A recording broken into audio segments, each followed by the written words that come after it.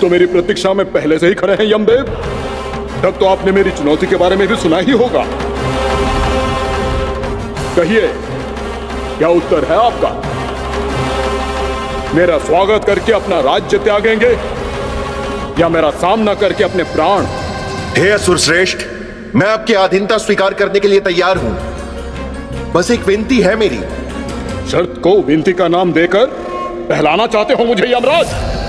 असुर राज मूरा के सामने शर्त रख पाओ, इतना सामर्थ्य नहीं है तुम में। इसका आभास है मुझे असुरराज, पर मैं आपकी अधीनता स्वीकार करूं इससे पहले आपको स्वामी धर्म का पालन करना होगा। मेरे पुराने स्वामी के क्रोध से मेरी रक्षा करनी होगी आपको। कौन है तुम्हारा पुराना स्वामी? भगवान श्री नारायण। पर छोटी माँ, मूरासुर को तो श्री नारायण से भी रक्षा का वरदान प्राप्त था ना? यही तो श्री नारायण की लीला थी बलराम। पर वो राक्षस अपने दम में जे समझ ही ना पाओ कि वो क्या भूल करने जा रहे हैं। अब पहुंच गो भगवान श्री नारायण को चुनौती देने के लिए।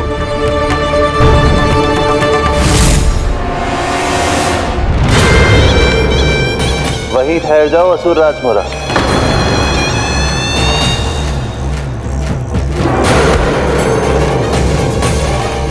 यहाँ क्यों आए? आपको पराजित करने और ये वैकुंठ जीतने, ताकि मैं यमलोक का स्वामी बन सकूं।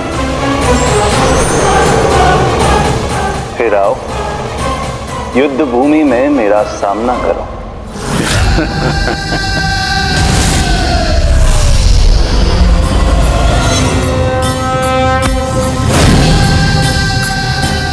ये नहीं जानते कि इनसे ना हारने का वरदान तो मैं पहले ही प्राप्त कर चुका हूं, इसलिए युद्ध ठीक से आरंभ हो पाए उससे पहले ही इन्हें जीत लूंगा मैं।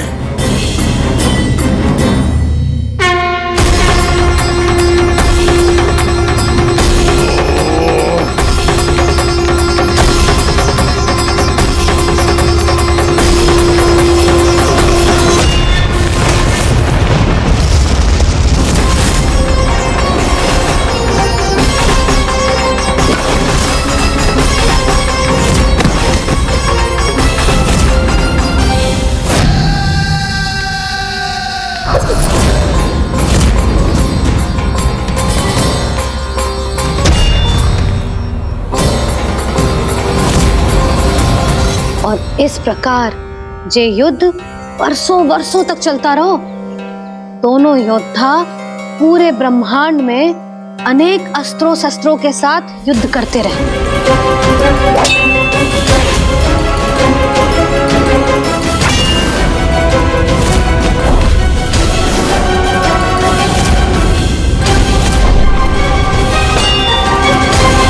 फिर क्या हुआ मैया?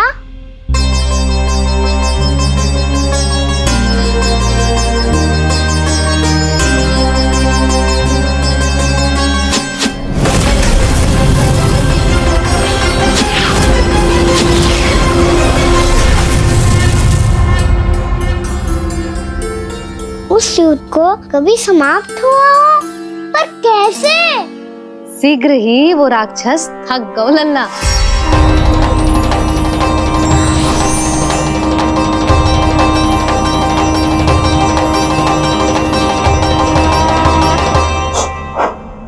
खड़े खड़े देख क्या रहे हैं नारायण? आक्रमण कीजिए, वध कर दीजिए मेरा।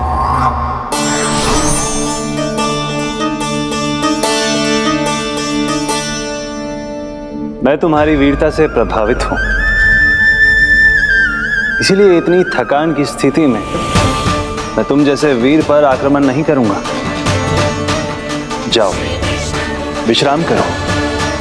यदि फिर से युद्ध करने की इच्छा हो तो तुम्हारा स्वागत होगा।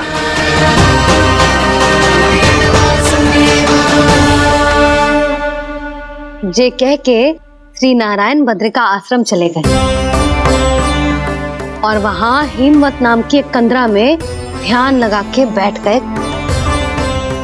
उधर वो राक्षस विश्राम करने लगो। अनेकों दिन बीत गए और अब वो राक्षस मूरा फिर से स्वस्थ होके बलवान हो गया था। उसने अपनी सारी शक्ति फिर से प्राप्त कर ली थी। श्री नारायण ने उस पर दया करी थी, पर वो फिर से श्री नारायण को छलने को तैयार होगा।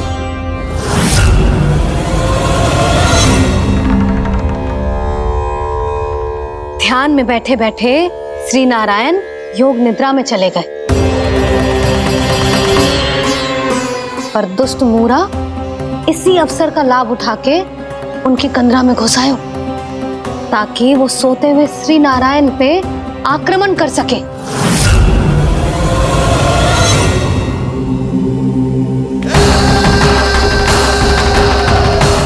आज इस लंबे युद्ध को जीतकर अपने इस अंतिम शत्रु का भी अंत कर दूंगा मैं।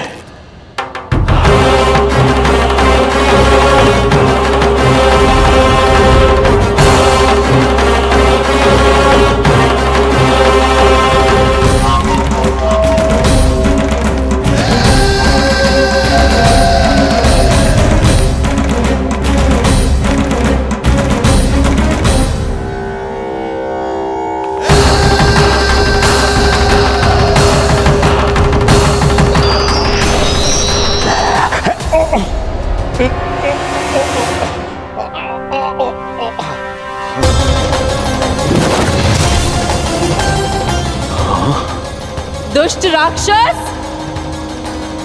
प्रभु ने तुझ पर दया की, तुझे संभलने का अवसर दिया। तू इन्हीं पर ही छल से वार करने चला है।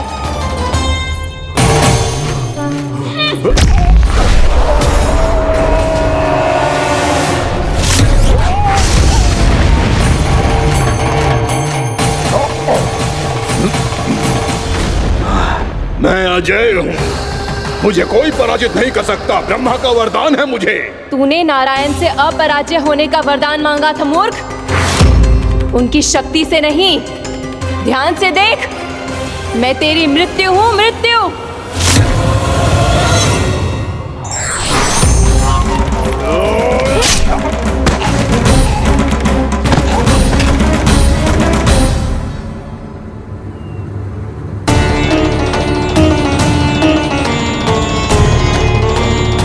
वो देवी कौन थी छोटी माँ? और कौन बलराम, वही तो थी देवी एकादशी।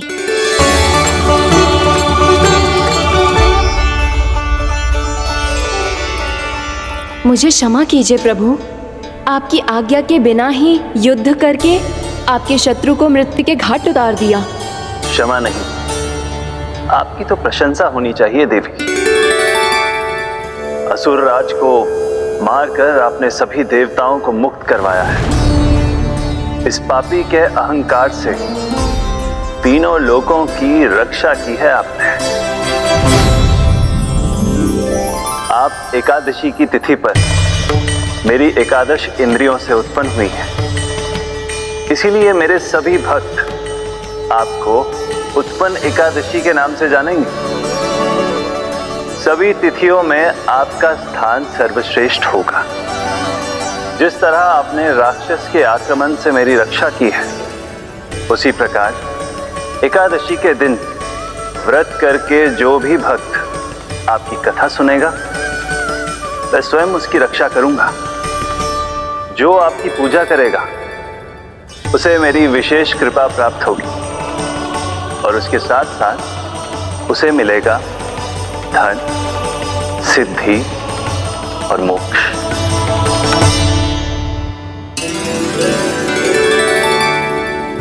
इसीलिए आज के दिन व्रत रखने का बहुत अधिक महत्व होता है।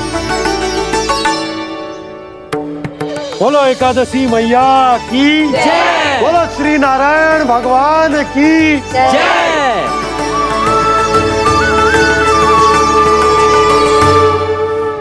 प्रभु की कृपा से एकादशी का महत्व भी पता चल गो और मेरा व्रत भी सफल हो गो। अभी नहीं भूला रहा, एकादशी का व्रत पूरी तरह तभी सफल होता है जब द्वादशी के दिन उसे पूरा किया जाता है।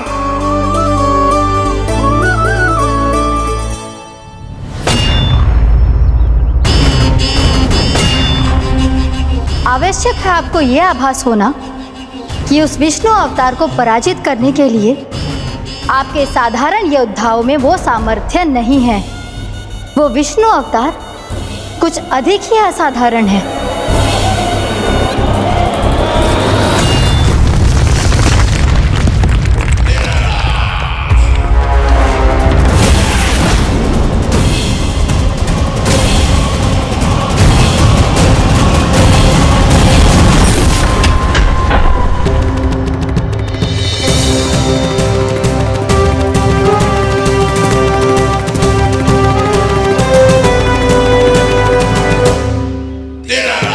अब मैं दिखाऊंगा उस विष्णु अवतार को असाधारण शत्रु क्या होता है।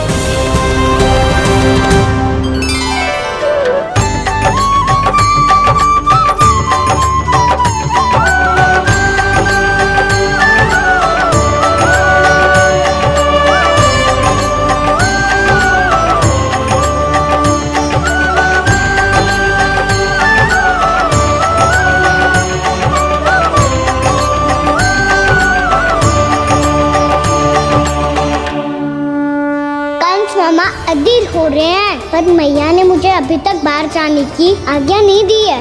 अभी उन्हें किसी और राक्षस को यहाँ भेजने से रोकने के लिए मुझे ही कुछ करना होगा।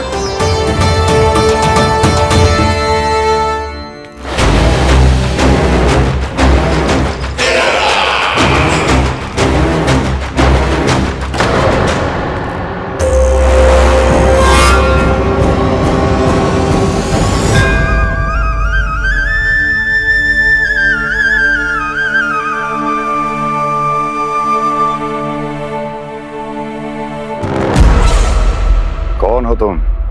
बचपन से ही मुझे मारने का सपना देख रहे हैं, फिर मुझे ही नहीं पहचानते।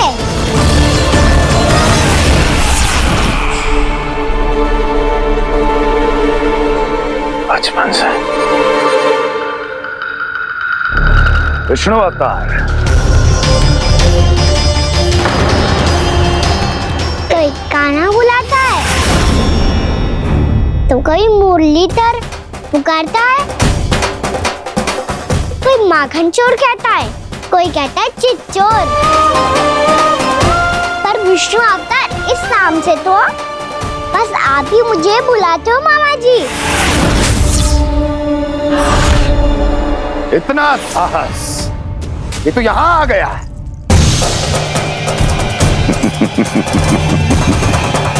यहाँ आ तो गया तू विष्णु अवतार, किंतु यहाँ से जीवित नहीं जाएगा। तेरे इस शीश को तेरे धड़ से अलग कर दूंगा मैं।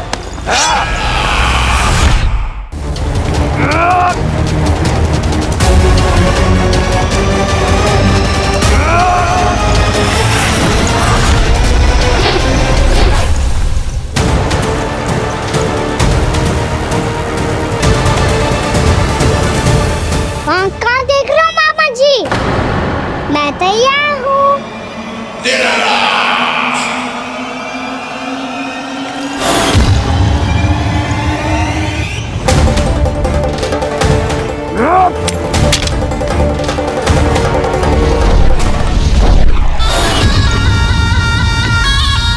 मामा जी, आप सदैव इसी तरह क्रोध में रहते हो क्या?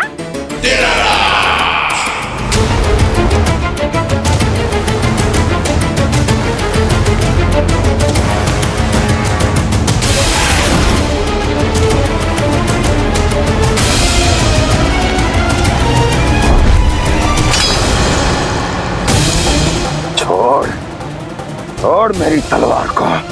छोड़ो तो तब जब पकड़ा हूँ।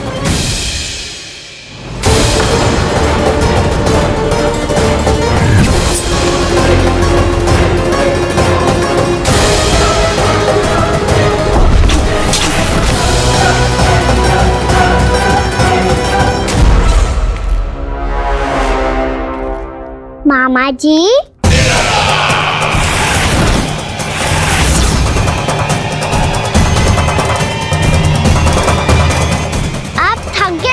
थोड़ा विश्राम कर लो। तो पता नहीं, मैं अवश्य थक गया हूँ।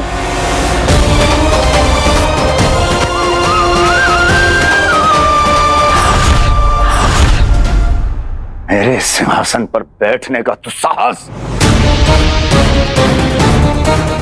अभी तो बस अभ्यास कर रहा था मामा जी। भविष्य में मुझे तो बैठना है यहाँ। आपने बल प्रयोग करके से अपने पिताजी से छीना था। मैं आपसे छीन लूंगा। जो छल और बल से लिया जाए वो अधिक समय तक टिकता नहीं है मामा जी।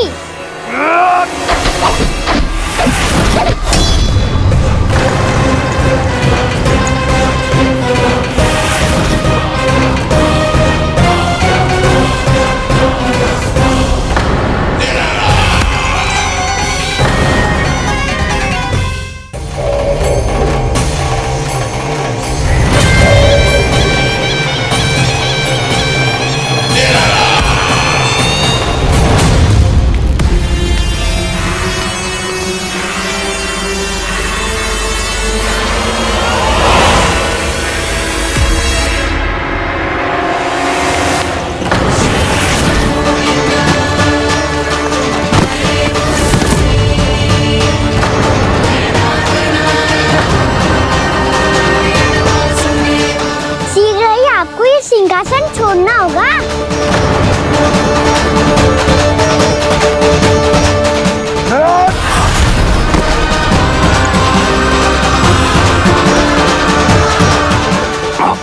वो मेरा सिंहासन छीनना चाहता। वो आ रहा है, वो आ रहा है। सैनिकों,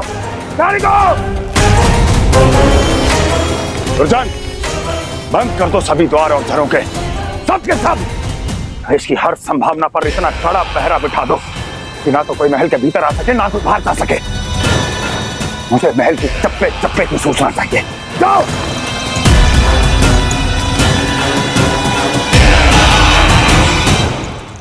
सिंहासन।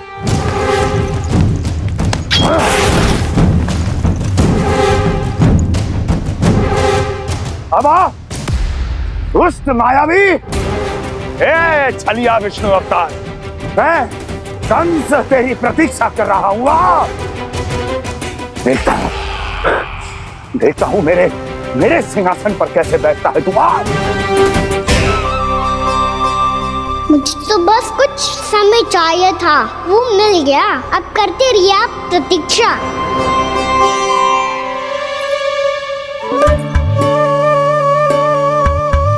जी अपने आप से बातें क्यों कर रहे हैं जी?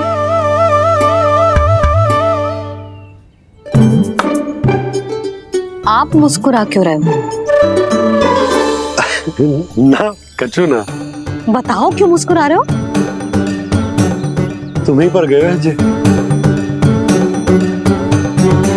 जब तुम व्रत करती हो तो तुम भी ऐसा ही करती हो। इसी प्रकार भूख अधिक लगने पर अपना ध्यान भटकाने के लिए स्वयं से ही बड़बड़ाती रहती। होगा। आपको तो बस मेरा उपहास उड़ाने के लिए बहाना चाहिए।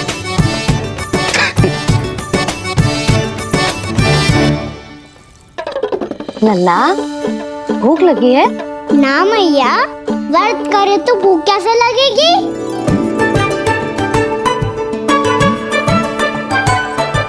यदि लगी हो तो छोटे बालकों को थोड़ी बहुत भूल चूक क्षमा होती है। कछु ना तो फल तो तू खा ही सकते है। अब तो पूरे नियम और विधि विधान से व्रत तोड़ूंगा। कल द्वादशी के सुबह मुहूर्त के अनुसार। ठीक।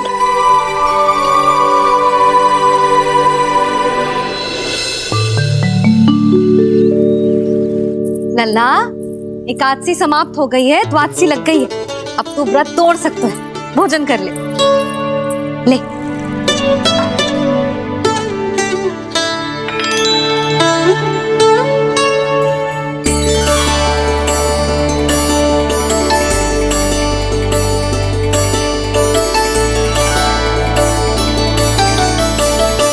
आज तो कार्य कर लीजिएगा।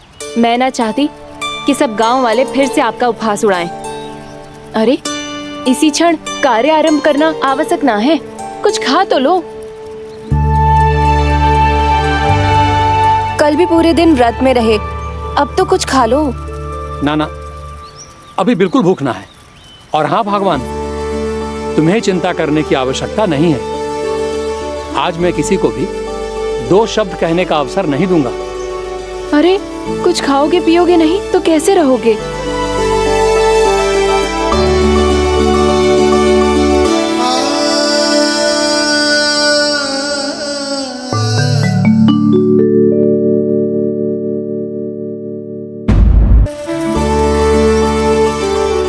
अरे, इसी क्षण कार्य आरंभ करना आवश्यक ना है। कुछ खा तो लो। ना ना, अभी बिल्कुल भूख ना है। और हाँ भगवान, तुम्हें चिंता करने की आवश्यकता नहीं है। आज मैं किसी को भी 2 शब्द कहने का अवसर नहीं दूंगा।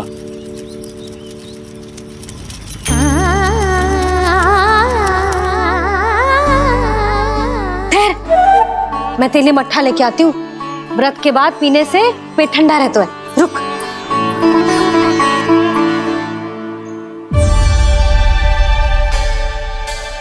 भक्तों ने अभी तक व्रत नहीं तोड़ा है, मैं कैसे तोड़ लूं?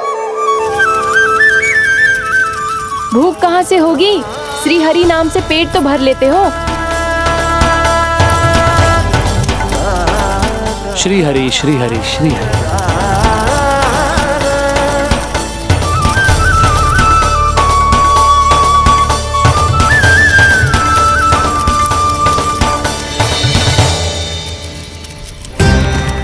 हरि हरि प्रभु हरि, हरि हरि प्रभु हरि, हरि हरि प्रभु हरि, हरि हरि प्रभु हरि। कल से अन्न का एक दाना ना गो है पेट में। अब क्या व्रत तुड़वाने भी आपके प्रभु ही आएंगे? अब क्या व्रत तुड़वाने भी आपके प्रभु ही आएंगे? मैया,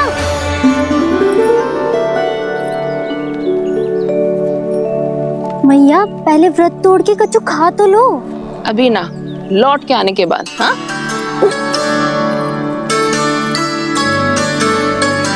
बलराम, ठहरो पुत्र, पहले कुछ खा लो। व्रत तोड़ना आवश्यक होता है। मैया ने एकादशी का महत्व बताया। लगता है मुझे सबको द्वादशी पर व्रत तोड़ने समाप्त करने का महत्व बताना होगा।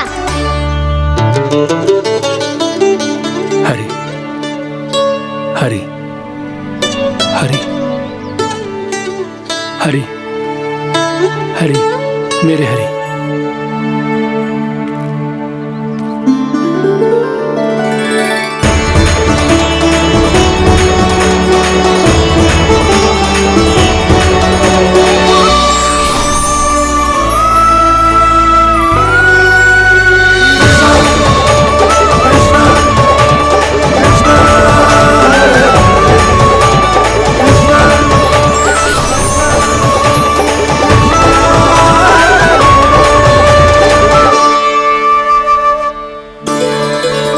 अभी अभी तो मैंने बच्चों की मां को वचन दिया था कि आज किसी को शिकायत करने का अवसर ना दूंगा, और अब मैं प्रभु श्री हरि की कल्पना जसोमती रानी के लल्ला में ही करने लगा।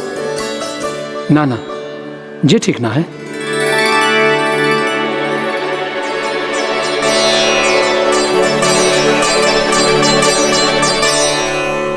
ठीक है तो है, बिल्कुल सही पहचाना है आपने। बड़े तो बड़े, अब तो बालक भी हमारा उपहास उड़ाने लगे। मैं आपका उपहास नहीं उड़ाने आया, मैं तो आपके एकादशी के व्रत को पूरा कराने आया हूँ।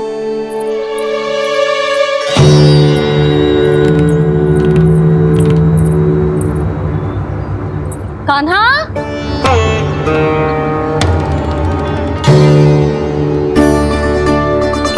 तो ये रे आपकी छड़ी और ये रे मेरी पीठ। सीख, बिना ताकत तोड़। आज तो इसकी पीठ सेक के रहूंगी मैं। मैया घर पे भूखी मुझे ढूंढ रही होगी। लो, आज द्वादशी के दिन पहले प्रहर में भोजन करके अपना एकादशी का व्रत पूरा करो आप। धन्यवाद राजकुमार, पर अभी हमें भूख नहीं है। बहुत सारा काम पड़ा है और अभी थोड़ी ही देर में शंकरी बहन भी अपनी मटकी लेने आती होंगी।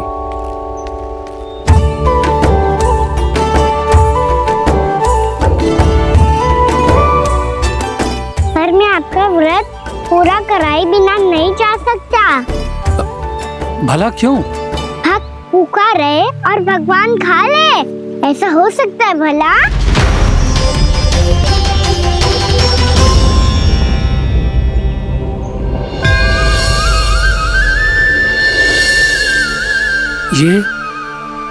ये कैसा भ्रम हो रहा है मुझे लगता है अपना काम करना चाहिए। एकादशी के पहले प्रार में व्रत पूरा करना बहुत आवश्यक होता है, ना तो एकादशी का व्रत भी पूरा ना मानो जातो। इतनी सारी ज्ञान की बातें तुम्हें कैसे पता है लल्ला?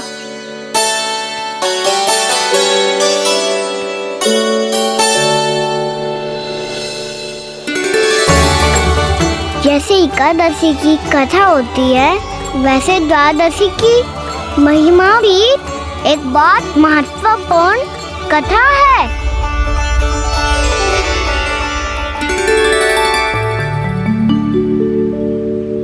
कैसी कथा? बिल्कुल सही समय पे आई हो आप, क्योंकि आपको ये कथा आपको अवश्य सुननी चाहिए।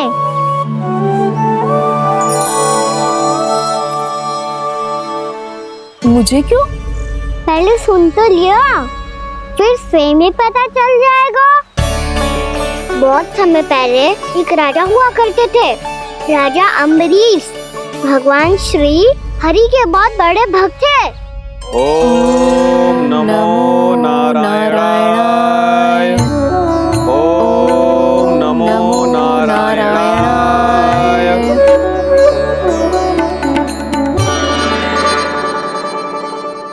नेक पुण्य के काम करते थे वो। अपनी पत्नी के साथ हरि का नाम जपते रहते थे। उन्होंने 12 माह एकादशी का व्रत करो निर्जल पास किया, और जब उनकी 12वीं एकादशी का व्रत द्वादशी के दिन तोड़ने का समय हुआ, तभी महर्षि दुर्वासा अपने 100 शिष्यों के साथ उनके महल में पधारे।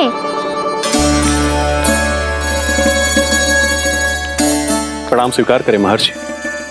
आप जैसे महान ऋषि मेरे राज्यसभा में आए, वो भी ऐसे अवसर पर जब मैं और मेरी पत्नी निरंतर 12 एकादशियों के बाद अंतिम एकादशी का व्रत तोड़ेंगे। इससे बड़े सौभाग्य की क्या बात हो सकती है हमारे लिए? आज आपके साथ साथ मेरा और मेरे शिष्यों का एकादशी व्रत भी पूरा होगा। संभव है प्रभु की इच्छा यही हो कि हम सब अपना व्रत एक साथ तोड़ें। ये तो अत्यधिक प्रसन्नता की बात है महर्षि। तो फिर ठीक है, हम सब यात्रा से थके हैं। व्रत तोड़ने से पहले हम स्नान करना चाहते हैं। जैसी आपकी इच्छा महर्षि। जब तक आप लोग लौटेंगे तब तक आपके सारे प्रबंध यहाँ हो चुके होंगे।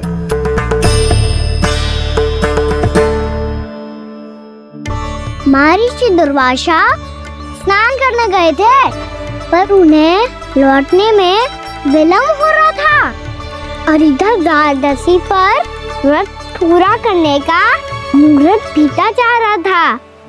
महाराज अम्बरीश बड़ी विरक्ति के साथ महर्षि दुर्वासा के लौटने की प्रतीक्षा कर रहे थे। महाराज, व्रत तोड़ने का मुहूर्त बीता जा रहा है, बस कुछ ही समय बचा है। महर्षि और उनके शिष्यों को लौटने में न जाने कितना समय लग जाएगा। मेरा सुझाव है कि आप मुहूर्त समाप्त होने से पहले व्रत अवश्य तोड़ लें। गुरुदेव, हमने महर्षि दुर्वासा को वचन दिया है कि जब तक वो लौटेंगे नहीं तब तक हम व्रत नहीं तोड़ेंगे। इसीलिए मैं उनके लौटने के बाद ही भोजन ग्रहण करूंगा। पर महाराज, मुहूर्त यदि बीत गया और समय रहते हो नहीं आए तो महाराज आपका व्रत पूरा नहीं होगा। महाराज, आपको उसका फल नहीं मिलेगा। महाराज, 12 एकादशियों का व्रत व्यर्थ चला जाएगा। किंतु गुरुदेव, यदि मैंने भोजन कर लिया तो ये तो अतिथियों का अपमान होगा। आप उचित कह रहे हैं महाराज, भोजन के लिए उनकी प्रतीक्षा अवश्य कीजिए महाराज, पर मुहूर्त रहते हुए एक तुलसी का पत्ता और जल ग्रहण कर लीजिए। इससे आपका व्रत भी पूरा हो जाएगा और अतिथि का मान भी रह जाएगा। आपका सुझाव अच्छा है गुरुदेव।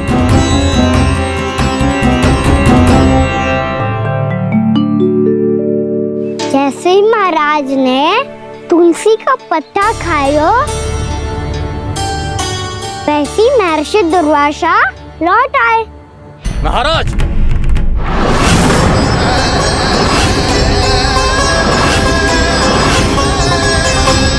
महाराज को उपास तोड़ते देखते बहुत क्रोधित हो गए।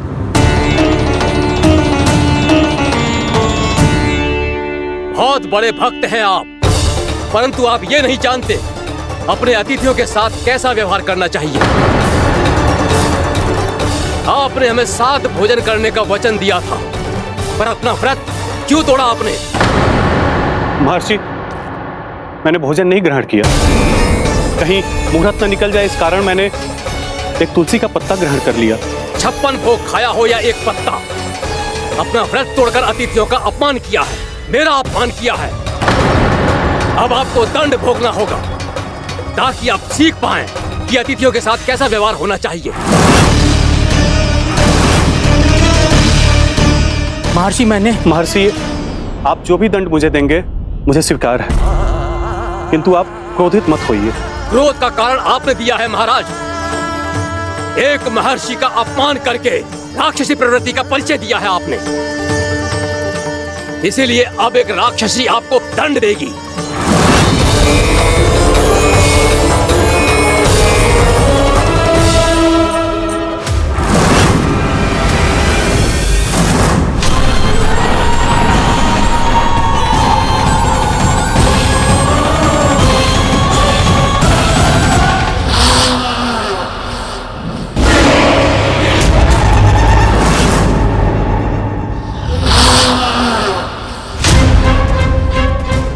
हे प्रभु, यदि मैंने सच में महर्षि का अपमान करने की भूल की हो तो मैं उसका परिणाम भोगने के लिए प्रस्तुत हूं।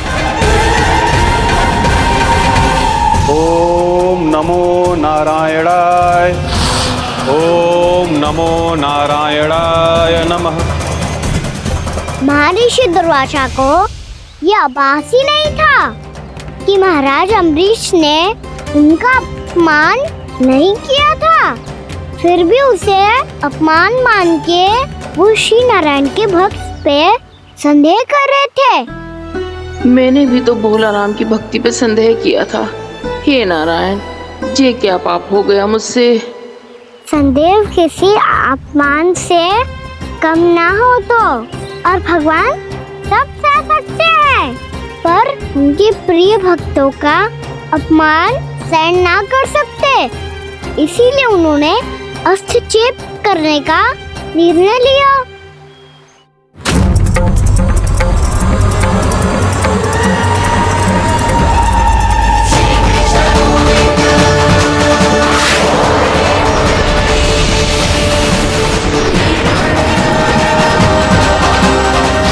ओम नमो नारायणाय।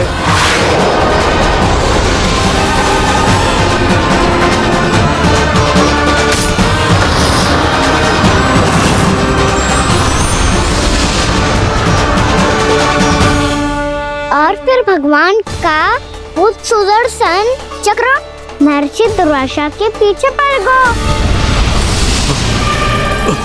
ये चक्र तो मेरी ओर बढ़ रहा है। ओम नमो नारायणाय। ये कैसे संभव हो सकता है? कोई रोको इसे, कोई रोको इसे।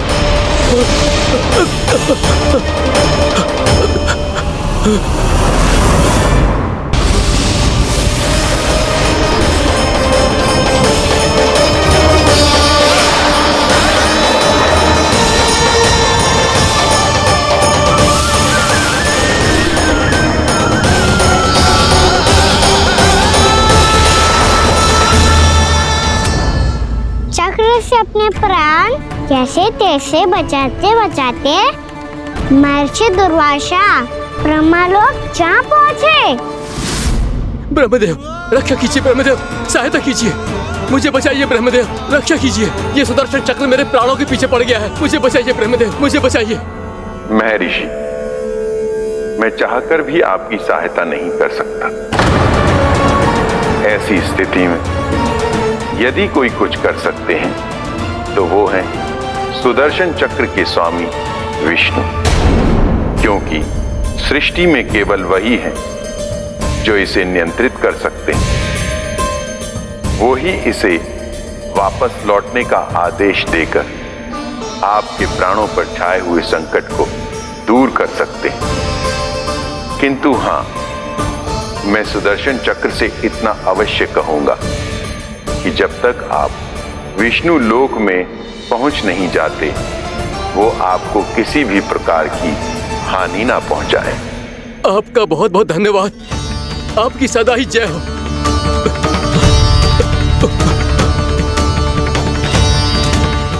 फिर क्या था? भागते भागते महर्षि दुर्वासा सीधे भगवान श्री हरि के शरण में बैकुंठ पहुंच गए। त्राहिमाम प्रभु, त्राहिमाम, मुझे बचाइए, मेरी सहायता कीजिए प्रभु, मेरी सहायता कीजिए। मैं आपके इस चक्र और ऊर्जा से नहीं भाग सकता प्रभु, कृपया करके अपने सुदर्शन को रोकिए, इसे वापस लीजिए प्रभु। यह असंभव है महर्षि। एक बार सुदर्शन चक्र मेरे हाथों से छूट जाए तो अपना उद्देश्य पूरा किए बिना, मेरे भक्तों की रक्षा किए बिना वापस नहीं लौटता। कोई तो उपाय होगा प्रभु, कृपया करके मेरे प्राण बचाइए प्रभु। मैं सुदर्शन की ऊर्जा से जलकर भस्म नहीं होना चाहता प्रभु। आप जो कहेंगे मैं करूंगा प्रभु, मेरी सहायता कीजिए प्रभु, मेरी सहायता कीजिए। मुझे नहीं लगता कि आप वो कर पाएंगे। मैं अवश्य करूंगा, मैं अपनी प्राण रक्षा के लिए कुछ भी करूंगा प्रभु। आपने मेरे भक्त राजा अम्बरीश को भक्ति का कर्तव्य निभाने के लिए अपमानित और दंडित किया है महर्षि, पर भक्त की रक्षा करना भगवान का कर्तव्य है। इसलिए यदि आप भक्त राजा अम्बरीश के पास जाकर क्षमा याचना करें और यदि वो आपको क्षमा कर दे तो ही ये चक्र आपके प्राण लिए बिना लौट सकता है। अन्यथा आप तो जानते हैं महर्षि, मेरे भक्त का अपमान मेरा अपमान। भक्त का अपमान भगवान के अपमान से कम ना हो तो है। महर्षि दुर्वासा को भी ये बात समझ आई और फिर उन्होंने महाराज अम्बरीश से क्षमा याचना की। महाराज महाराज महाराज महाराज महाराज, मुझे क्षमा करें महाराज, मुझसे बहुत बड़ी भूल हो गई महाराज, मुझसे बहुत बड़ी भूल हो गई महाराज। महर्षि, आप हमारे चरण छुए ये उचित नहीं। महाराज, महाराज अम्बरीश, आप नारायण के सच्चे भक्त हैं। मैंने आपको अपमानित किया, दंडित करने का प्रयास किया महाराज। इस अपराध के लिए मुझे क्षमा कीजिए महाराज, और इस सुदर्शन चक्र से मेरे प्राण बचाइए महाराज।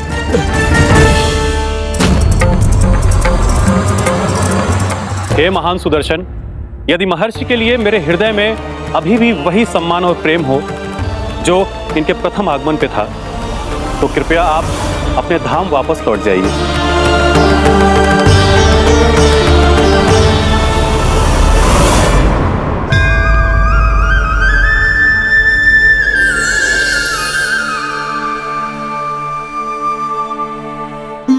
आपका बहुत बहुत धन्यवाद महाराज अम्बरीश। मैं आपको आशीर्वाद देता हूं कि आप देवराज इंद्र के समान शक्तिशाली हों। आपकी कीर्ति का पताका 10 दिशाओं में फहराए। मेरी बस एक ही इच्छा है महर्षि, कि मैं आपके साथ अपना उपवास तोड़ सकूं। अवश्य महाराज, हम सब भोजन आपके साथ करेंगे और अपने आप को नारायण की सेवा में अर्पित करके व्रत को पूरा करेंगे, क्योंकि आज जो यहाँ हुआ है उससे सिद्ध हो चुका है कि एकादशी व्रत का फल द्वादशी की सुबह भोजन करने से ही प्राप्त होता है। इस कथा से हमें पता चलता है कि सभी को द्वादशी के सुबह भर पेट भोजन करके एकादशी का व्रत पूरा करना चाहिए। और दूसरी बात, भगवान की सच्ची भक्ति अपमान कभी ना करना चाहिए। उनके साथ सदैव प्रेम से व्यवहार करना चाहिए। यही भगवान को सबसे अधिक प्रिय है। भैया भोला राम, मैंने भी श्री हरि पे तुम्हारे विश्वास का उपहास उड़ाया था, मुझे क्षमा कर दो। ना ना, आप क्षमा मांगकर मुझे लज्जित मत करो। आप तो मेरी बहन जैसी हैं। जब महर्षि दुर्वासा जैसे महान ऋषि को भी प्रभु के भक्त से क्षमा मांगनी पड़ी तो मैं तो बहुत ही तुच्छ हूँ। मुझे आपकी किसी भी बात का बुरा ना लगा। पर पता है प्रभु को कौन सी बात कब बुरा रखता है? कौन सी बात? जब उनका भक्त भूखा रहे, हमें भी अपना व्रत पूरा ना करे। और जैसा कि आप सभी ने अभी कथा से सीखो है, एकादशी के व्रत को द्वादशी की सुबह अवश्य पूरा करना चाहिए। अब आप जाओ, अपना व्रत पूरा करो।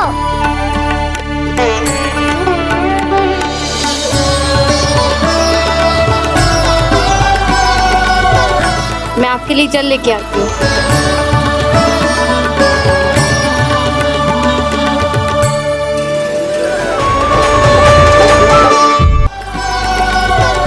मैं आपके लिए जल लेके आती हूँ।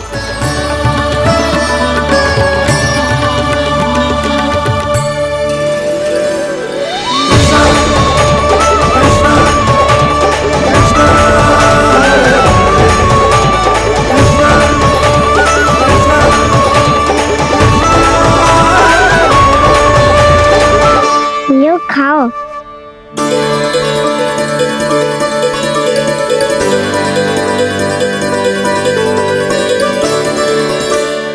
कान्हा,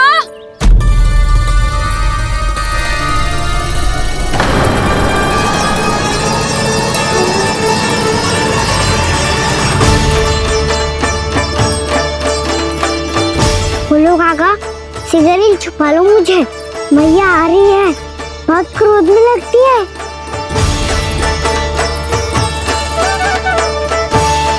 आज तो बहुत दंड मिलेगा। अभी क्षण भर पहले तो ये साक्षात भगवान के रूप में बात कर रहे थे, और अब अचानक ही ऐसे बालक बन गए जो मैया से दंड मिलने के भय से व्याकुल हैं। बोला काका, किस सोच में पड़ गए? सिगरेट छुपा लो मुझे।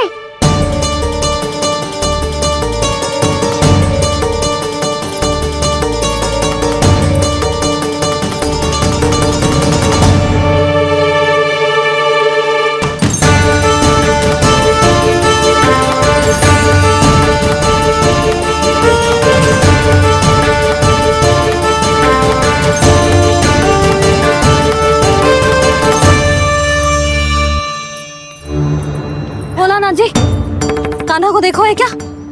मैंने तो अपने प्रभु को देखा है। मैं अपने लल्ला को ढूंढ रही हूँ, उसे देखो है आपने? वही तो मैं भी कह रहा हूँ जसोदा रानी, मैंने सिर्फ और सिर्फ अपने प्रभु को देखा है। ये तो अब भी अपनी भक्ति में ही खोया हुआ है, इससे पूछ के कछु लाभ ना है, मुझे ही ढूंढना पड़ेगा।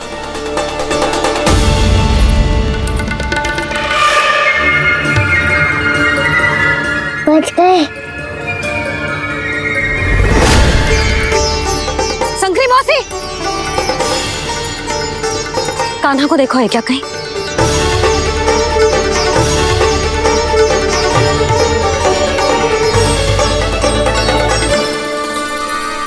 बोला काका, मुझे सिगरेट निकालो ना यहाँ से, भैया फिर से इधर ही आ रही है। सब कहते थे श्री हरि मेरे घर ना आ सकते। देखो आज प्रभु आ गए, उन्होंने अपने हाथ से मेरा व्रत पूरा कराया। हाँ, आते हैं और आगे भी आएंगे हमारे श्री हरि हमसे मिलने, और आके मोक्ष देंगे, है ना?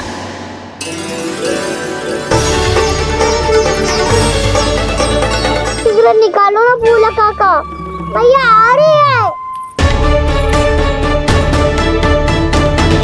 मैं ना निकालूं? क्यों? मेरा अर्थ है मैं निकालूंगा, अवश्य निकालूंगा, पर तब तक नहीं निकालूंगा जब तक आप मेरी सारी बातें मान नहीं लेते हैं। कौन सी बात? प्रभु, मुझे मोक्ष प्रदान कर दीजिए प्रभु। तथास्तु। ना ना ना प्रभु, मेरे साथ साथ मेरे परिवार को भी मोक्ष दे दीजिए। तथास्तु। अब तो निकाल दो, मैया देख लेंगी। ना प्रभु, मेरे परिवार के साथ मुझसे जुड़ी हुई हर वस्तु, जीव जंतु, प्राणी, गाय बैल भैंस, सभी को मोक्ष प्रदान कर दीजिए प्रभु। तथास्तु। प्रभु, आप सच में अद्भुत हैं। मैंने जो मांगा आपने बिना सोचे समझे सब प्रदान किया। मैं ही अपनी मांगे बढ़ाता रहा। प्रभु, प्रभु मुझे क्षमा कर दीजिए। प्रभु मुझे क्षमा कर दीजिए।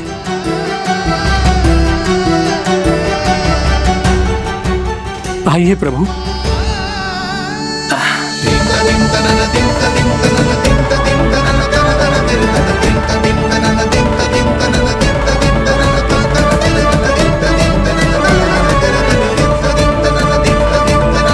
प्रभु, आप तो प्रभु हो, हरि हो, भगवान हो। आप चाहते तो इस मटके से स्वयं निकलकर बाहर आ सकते थे, फिर मेरी आपने हर इच्छा क्यों पूरी की? क्योंकि मेरे भक्त की इच्छा पूरी करने में मुझे भी प्रसन्नता मिलती है। ना तो मैं अपने भक्तों का अपमान सह सकता हूँ और ना ही उनकी इच्छा अधूरी रहने दे सकता हूँ।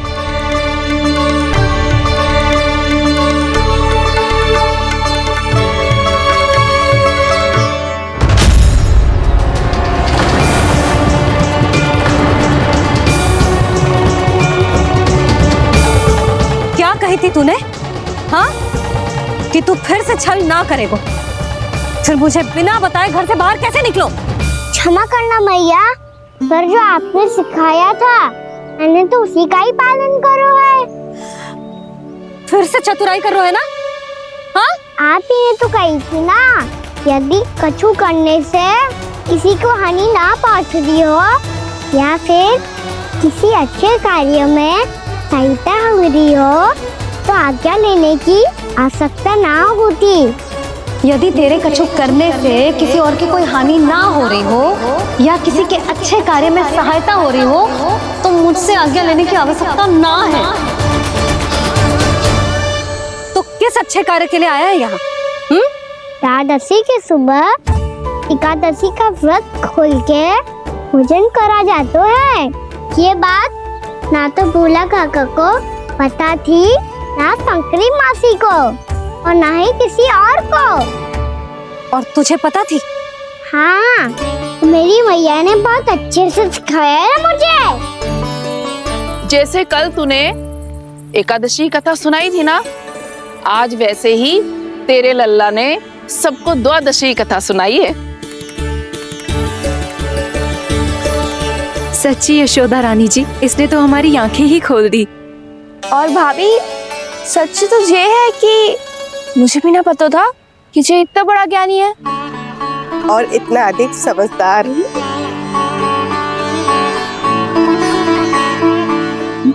द्वादशी की कथा? वो तो मैंने इसे कभी सुना ही ना है। फिर इसे कैसे पता थी? रानी जी, जो स्वयं भगवान हैं, भला उन्हें कैसे कुछ नहीं पता होगा? मैंने तो इन्हें पहचान लिया।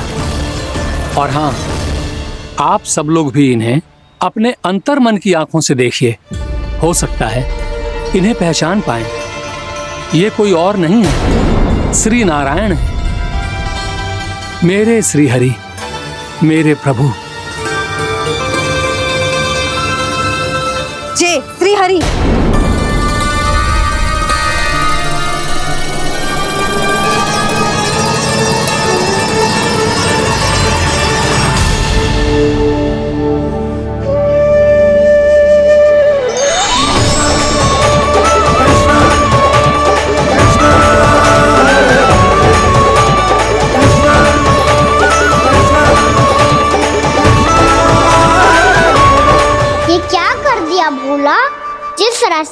मैंने इतनी कठिनाई से बचा के रखा था, सबके सामने उसे उजागर कर दिया तुमने।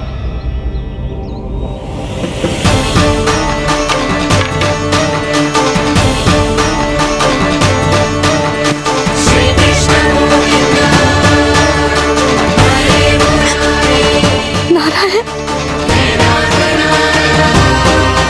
नारायण, श्री नारायण।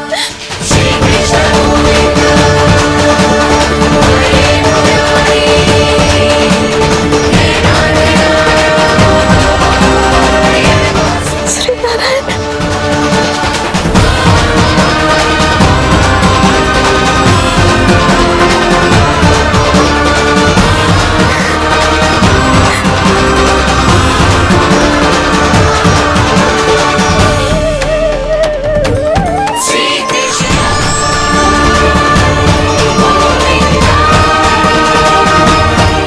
श्री नारायण प्रभु,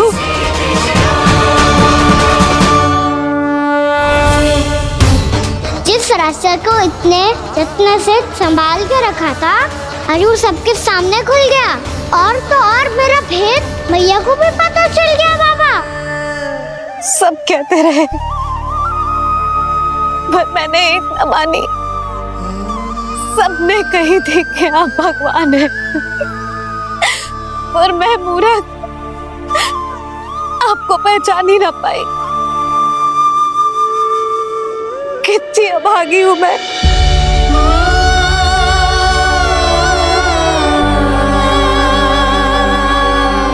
जिस मुंह से मुझे आपकी महिमा गानी चाहिए थी, उसी मुंह से मैंने आपको डांटा है।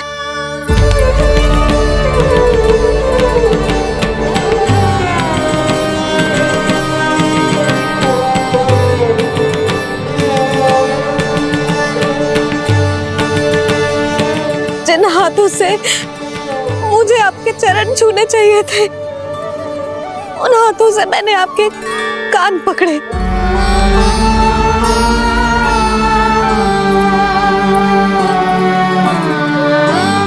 मुझे तो आपकी सेवा करनी चाहिए थी प्रभु, और मैंने आपको दंड दियो, आपको घर से बांध दियो।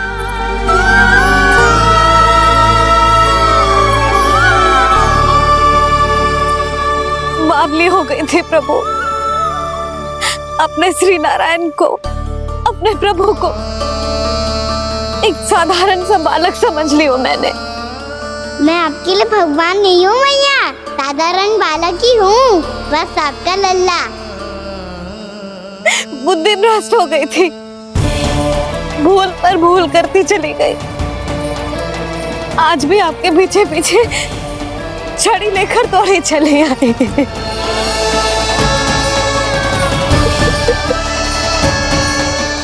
अपने आप को दोष मत दो मैया, आपके इस ममता के लिए तो जन्म लिया है मैंने।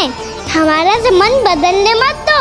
मेरे लिए वही पुरानी मैया बनी रहो आप, और मुझे रहने दो आपका वही नटखट लल्ला।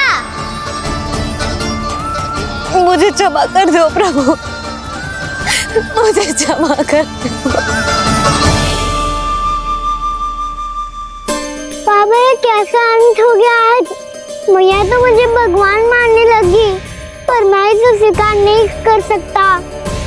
अभी नहीं बाबा, इतनी शीघ्र नहीं। आप ऐसे खड़े क्यों बाबा? कुछ ऐसा करो ना कि मैया फिर से मेरे मैया बन जाए। उनकी दृष्टि में भक्ति नहीं, ममता चाहिए मुझे। कान्हा, मेरे सामर्थ्य में हो तो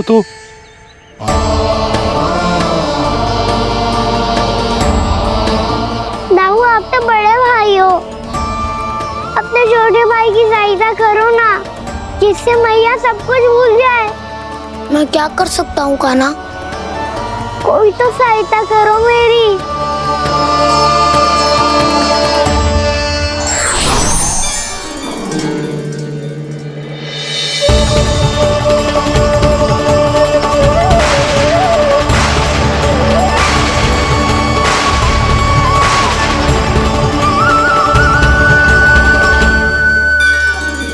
अपने आप को संभालिए प्रभु।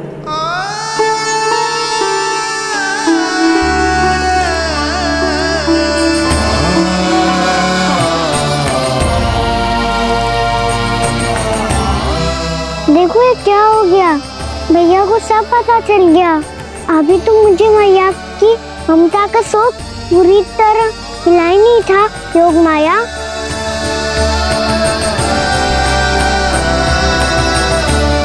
मेरी सहायता करो ना। कितनी अद्भुत है ममता की शक्ति। भगवान को भी एक साधारण बालक बना देती है। बालक की बना रहना चाहता हूँ मैं, नहीं चाहता दिव्य होना, नहीं चाहता भगवान बनना।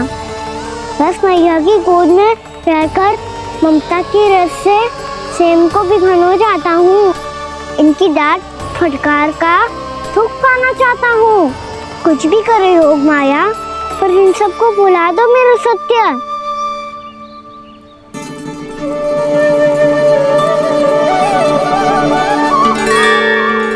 पर इन्हें तो मोक्ष का वरदान मिल गया है प्रभु, इसलिए इनके लिए समय की गति को लौटा पाना संभव नहीं होगा। प्रभु, अब मुझे ये सब भूलने की कोई आवश्यकता नहीं है। मुझसे जो त्रुटि हुई है अब वो दोबारा कभी नहीं होगी, और आज के बाद आपका ये सत्य मैं किसी को नहीं बताऊंगा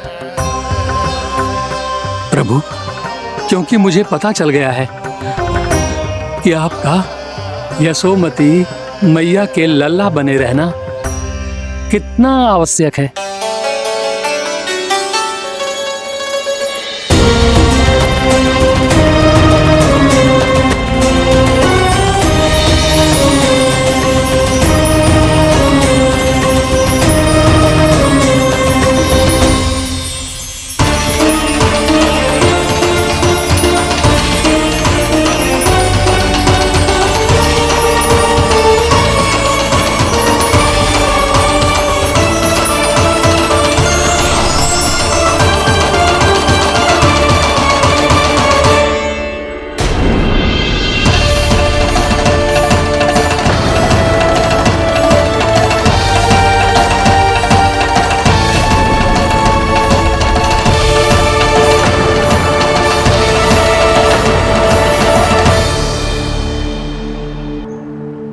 भैया आपकी छड़ी। पहले चुपके से भाग जातो है, फिर स्वयं ही छड़ी भी पकड़ा रोए हैं? नटखट कहीं का। हंसी आ रही है? अरे किस बात पे इतनी हंसी आ रही है रे? हाँ?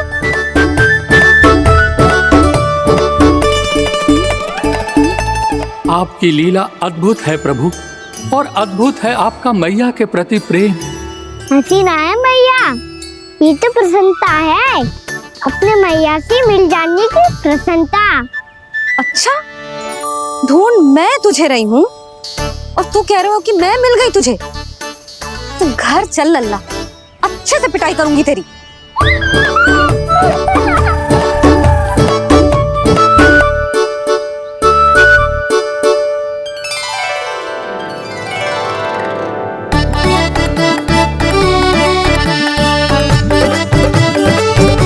पिटाई से गाल लाल होंगे ना तेरे, तब हंसी बंद होगी तेरी। चल।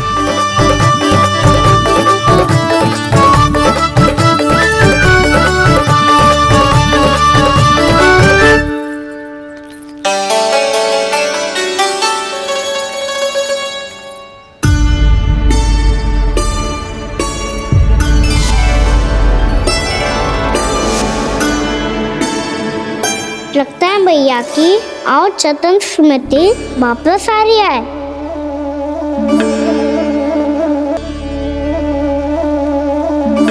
यशोदा, क्या होगो? ना कछु ना। आपको बताऊंगी तो और हंसेंगे मुझ पे। बोल दो, मैं उपवास ना उड़ाऊं, सच्ची। देखो देखो इसे कैसे हंस रहा है। मेरे हाथ में छड़ी है, मैया क्रोधित है, पर जे तनिक में भय ना लग रहा है इसे। हाँ, हंसे जा रहा है।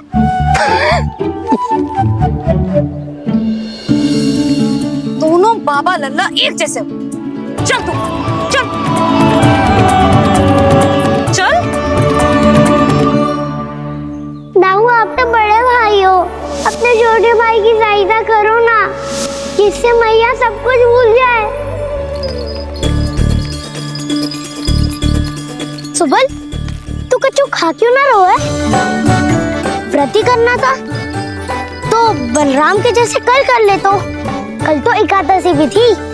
कान्हा के बिना कछु करने का मेरा मन ही ना कर। तो बात तो सच्ची है, उसके बिना गोचारण भी ऐसा लगता है जैसे कितना भारी कार्य है, व्यवस्था में करना पड़ता है। सही कह रहे हो तुम दोनों। मैं तो गोपालक भी इसलिए बना था ताकि कान्हा के संग खेलने को मिल जाए। बलराम तो हमारा सगा कम और मुख्य अधिक है।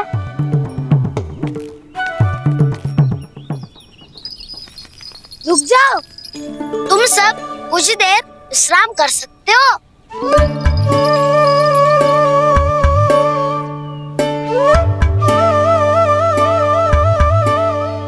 तू बोल। ना मैं ना बोलूंगा, तुम दोनों ही बोलो। और तुम सबका सखा पहले हूँ और टोली का मुखिया बाद में, इसलिए घबराने की आवश्यकता नहीं है। जो भी बात है बिना हिचक बता सकते हो मुझे। तो फिर कुछ ऐसा करो ना कि कान्हा फिर से हमारे साथ गोचारण करने के लिए आने लगे।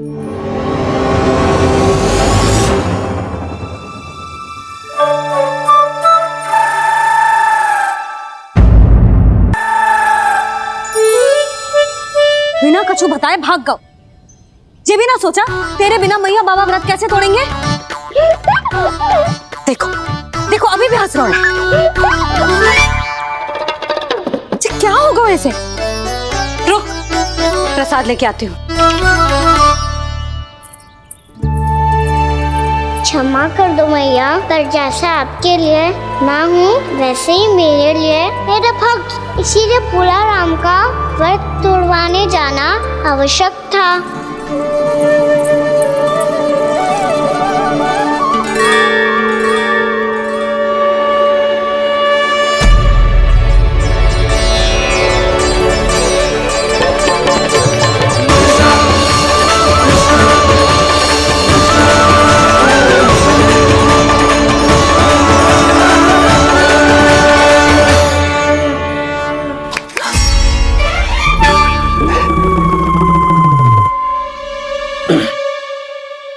सुधा, फिर से खो गई तुम।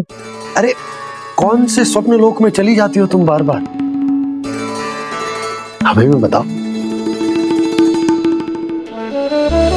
माया का प्रभाव ममता पर अधिक समय तक नहीं रह पाता प्रभु। अरे बोलो ना यशोदा, क्या सोच रही थी?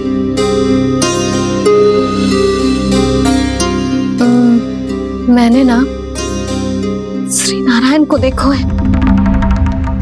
हाँ तो वो तो मैं भी देख रहा हूँ, यही तो है हमारे सामने। ये वाले ना तो मैंने साक्षात श्री नारायण को देखो है, वो भी अपने कान्हा के भीतर देखो।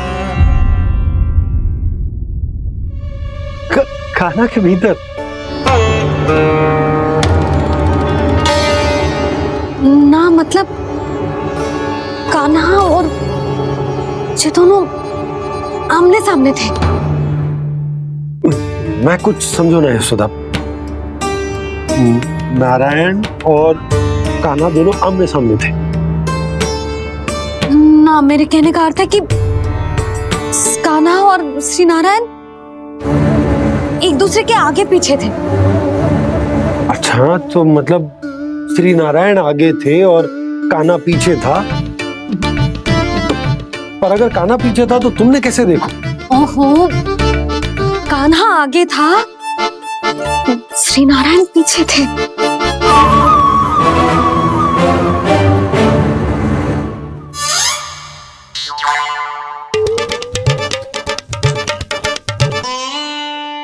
यशोदा, एक बार फिर से सोचकर बताओ कि नारायण आगे थे या कान्हा आगे था?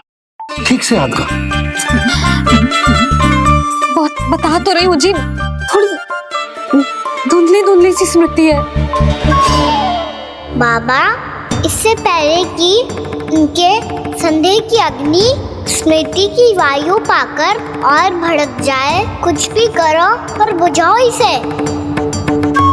स्वप्न देखो है तुमने?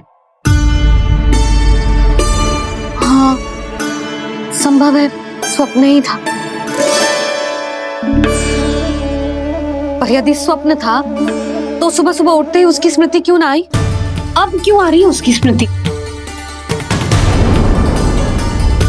और वो भी तब से जब से मैं भोनाराम के यहाँ से कान्हा को लेके आई हूँ। और जब मैं गई थी तो छड़ी मेरे हाथ में थी, पर फिर कान्हा ने मुझे छड़ी दी और मैं बैठी हुई थी। इस बीच कछु तो हुआ है। भैया की अचेतन स्मृति वापस आ रही है। अब मुझे ही कुछ करना होगा। मुझे लगता है जी, जब मैं वहाँ गई ना, भैया व्रत पूरा करने का सुबह मुहूर्त निकल जाएगा और अब तो भूख भी बहुत तीव्र लग रही है। हे नारायण, मैं तो भूल ही गई कि लल्ला भी तो कल से भूखा है।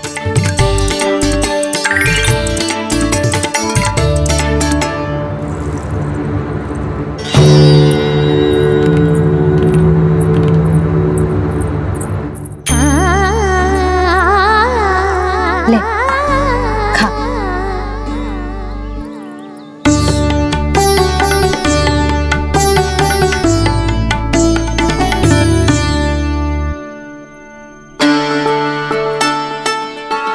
संतान की चिंता में सब कुछ भुला दे, ऐसी ही होती है ममता। और कान्हा को अच्छे से पता है कि इसको लाभ कैसे उठाना है। हाँ बाबा, लाभ ना, मैं तो मैया की ममता का आनंद उठाना चाहता हूँ, जितना संभव है उससे भी अधिक।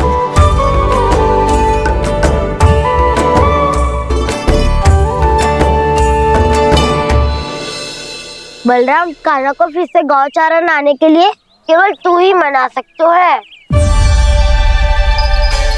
तुम्हें ही वो क्षमता है, हमारी टोली के मुख्य गोपालक जो हो तुम। हाँ, और कान्हा के दाव भी तो हो तुम। हाँ, वो तुमको मना ना कर पाएगा।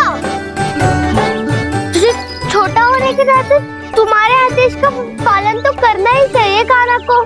चिंता मत करो सखा, मैं कछु कहूँ और कान्हा ना माने, ये तो संभव ही ना है।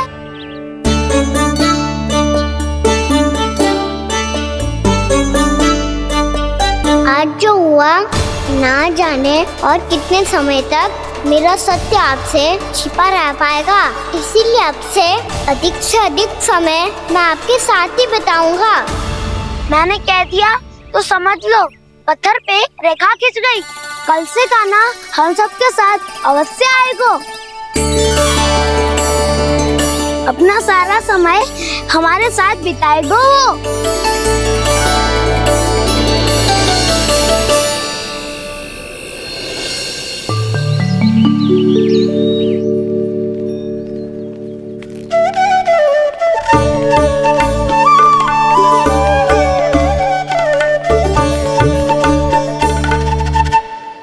अभी तक तैयार नहीं हुए?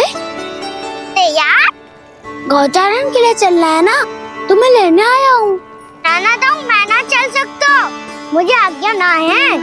वो तो माखन चोरी के लिए भी नहीं थी। उस दिन जो वक्कासुर के सामने चले गए थे तुम, तभी तो नहीं थी आज्ञा। इसलिए आज्ञा का बहाना मत ही बनाओगा ना। बहाना नहीं दो, मैं तो सच्ची कह रहा हूँ। मैया को फिर से दुखी ना कर सकते हो और हम सबको दुखी कर सकते हो तुम। आज मैं तुम्हारी एक ना सुनूंगा कान्हा, घर पे रहते हुए कितने सप्ताह हो गए तुम्हें? तुम गोपालक हो कान्हा। गोपालन करना तुम्हारा दायित्व है। आज तुम्हें हमारे साथ चलना ही पड़ेगा। ना दाऊ, मैं ना चल पाऊंगा। बलराम, तुम तो कह रहे थे कि कान्हा तुम्हारी हर बात मानता है, पर इसने तो बड़े भाई का अनादर कर दिया। रुक जाओ कान्हा, सत्य बताओ, तुम छोटी माँ के कारण वन नहीं चल रहे हो या अब तुम्हें हमारे साथ रहना ही अच्छा नहीं लगता? कहीं ऐसा तो नहीं गौचारण में तुम्हारी रुचि समाप्त हो गई हो? ना दाऊ, ऐसा कछु ना है। मुझे गौचारण की बात प्रिय है और आप सबका साथ भी। तो फिर वन चलने में क्या समस्या है तुम्हें? अपने दाऊ की बात मान लो और चलो चुपचाप। मैंने सबको वचन दिया है कि तुम हम सबके साथ चलोगे। पर दाऊ, मैंने भैया को भी वचन दिया है कि मैं नहीं जाऊंगा। इसका अर्थ है कि मेरे वचन का कोई मूल नहीं है। मैं तुमसे बड़ा हूँ कान्हा, तुम्हें मेरी आज्ञा माननी चाहिए।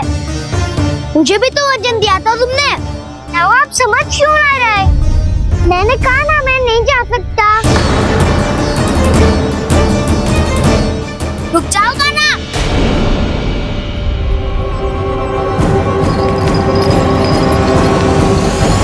ऐसे कैसे नहीं आ सकते? मैंने बल्कि हम सब ने तुम्हारी हर शरारत में तुम्हारा साथ दिया है, चाहे माखन चोरी हो या गोचारण। और अब तुम अपने दाऊ को ही पीठ दिखा के जा रहे हो। दाऊ, मैं आपका बहुत सम्मान करता हूँ, पर मैंने कहा ना मैं नहीं जा सकता। मुझे मेरी मैया के साथ ही रहना है। तो फिर तुम्हारे लिए मैं यही महत्वपूर्ण है। दाऊ नहीं, सखा नहीं, गयाऊ भी नहीं। कान्हा ने तो तुम्हारी बात मानने से मना कर दिया। बलराम, लग तो है सच्चो भाई ना है। जानते हो इससे क्या सिद्ध होता है कान्हा? कि तुम छोटी माँ के पुत्र नहीं हो, कि तुम छोटी माँ के पुत्र नहीं हो। तो ये क्या कह रहे हो आप? और नहीं तो क्या, तुम उनके वास्तविक पुत्र होते तो अपने दाऊ की आज्ञा कभी नहीं टालते। ऐसा मत ही कहो दाऊ, मैं अपनी मैया का ही लल्ला हूँ। मुझे तो लगता है छोटी माँ हाथ से ग्रह करके लाई है तुम्हें। आप ऐसा क्यों बोल रहे हो दाऊ? क्योंकि मैं वो सत्य देख रहा हूँ जो तुम नहीं देख पा रहे हो। छोटी माँ और छोटे पापा दोनों गोरे हैं और तुम अपना रंग देख लो, स्वयं विचार कर लो। जी तो मैंने भी सोचा था, बस बोला नहीं। हाँ तो क्या हुआ, मेरी त्वचा का रंग अलग है, मैं उन्हीं का ही लल्ला हूँ। बस धूप में तुम सबके साथ इतना खेला हूँ कि मेरी त्वचा का रंग बदल को है। बड़बोली बात मत कर कान्हा, स्वयं को बचाने के लिए हम पर दोष लगा रहे है। सत्य तो ये है कि तेरी त्वचा सदैव से ऐसी थी कान्हा। लग तो है ये कि बलराम सही कह रहा है। इसका अर्थ है कि सस्ते में नन काकार यशोदा काकी इसके हाथ से ग्रेट करके आए हैं। बालक हाथ में थोड़ी ना मिलता है। हमारे घर में जो बछड़ा है उसको तो मेरे बाबा हाथ से ही लाए थे, पर मुझे हाथ से कोई ना लायो है। मैं अपनी मैया का ही लल्ला हूँ, यशोमती मैया का नंदलाला ही हूँ मैं। तुम्हें वन चलना है तो चलो या फिर मत चलो, पर छोटी माँ और छोटे बाबा का लल्ला होने का स्वांग करने की कोई आवश्यकता नहीं है।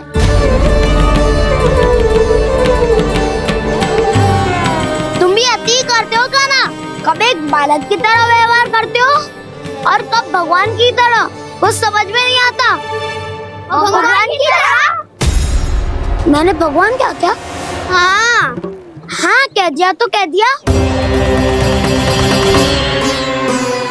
खड़े खड़े मेरा मुंह क्या देख रहे हो? चलो। या फिर तुम सबको भी अपने मैया के पल्लू में बंधकर घर पे ही रहना है।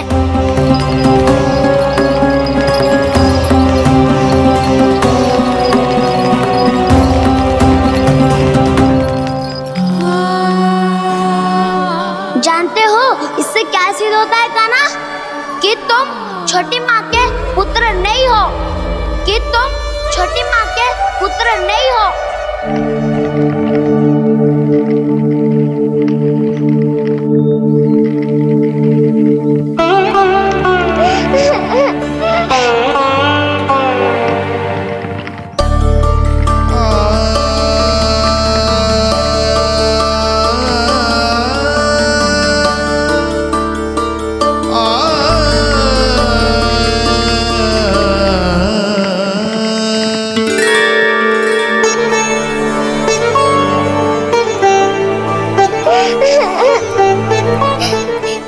लल्ला? रो क्यों रहा है?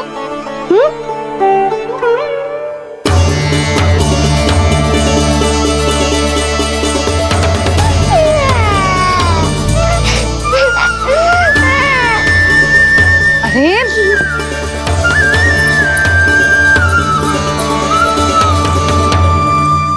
मैया को ना बताए को लल्ला, क्या हुआ? हाँ लल्ला, क्यों रो रहे हो लल्ला? बता, किसी ने कछु कही है क्या?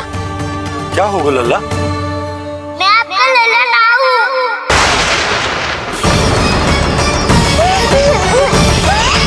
ऐसा क्यों कह रहे हो तू? क्या होगा? आपका भी लल्ला ना हूँ मैं।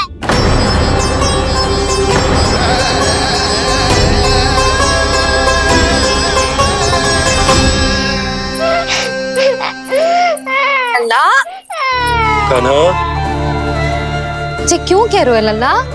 मुझे पता चल गया है, मैं आप दोनों का लल्ला ना हूँ।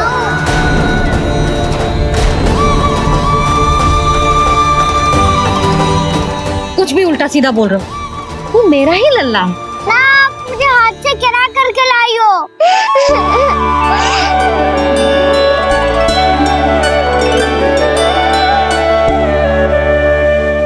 लल्ला, तुझे किसने कही कि हाट में बालक मिलते हैं?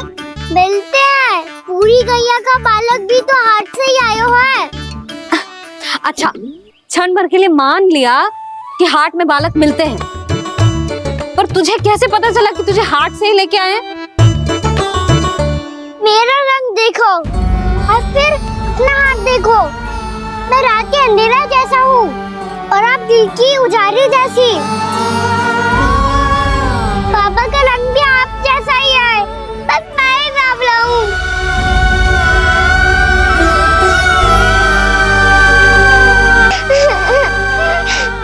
उससे क्या अंतर पड़ता है लल्ला? पर तो मैं तभी तो दाऊ अन्य सभी सखाओ ने ऐसा कहा। इस बात पर ध्यान मत ही दे। माँ की ममता और बाबा का स्नेह, इसका कोई रंग ना हो तो है लल्ला?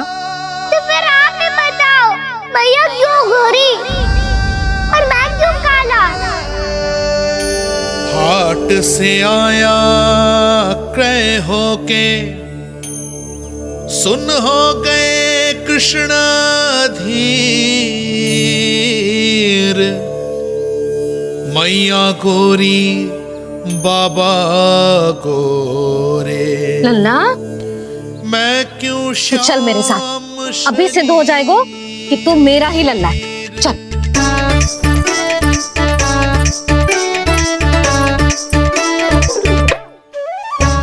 ये दोनों लल्ला और मैया का मन कछु समझ ही ना आता, कछु ना कछु उटपटांग करते ही रहते हैं दोनों।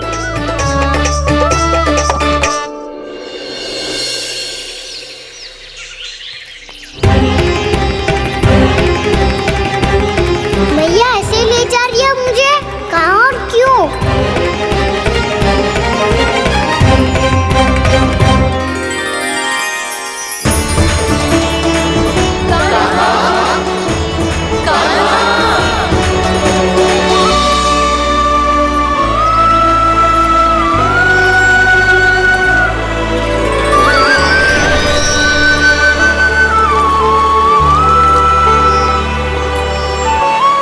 खाना आए हैं, कितने दिनों के बाद खाना आए हैं।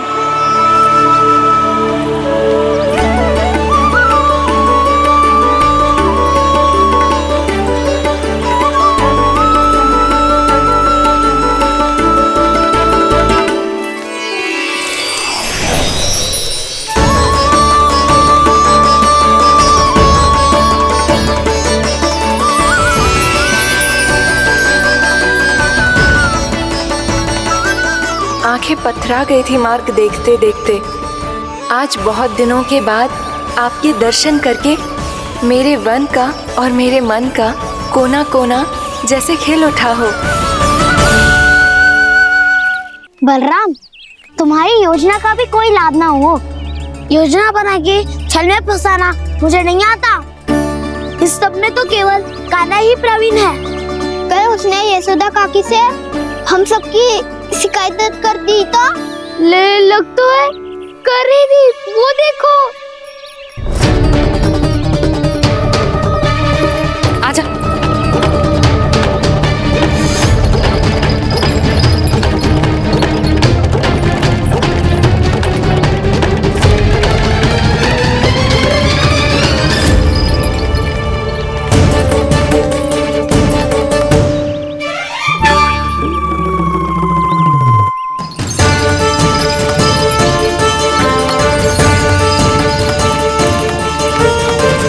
बलराम,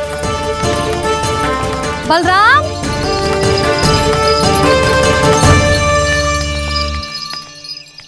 जे बसंती कहाँ है?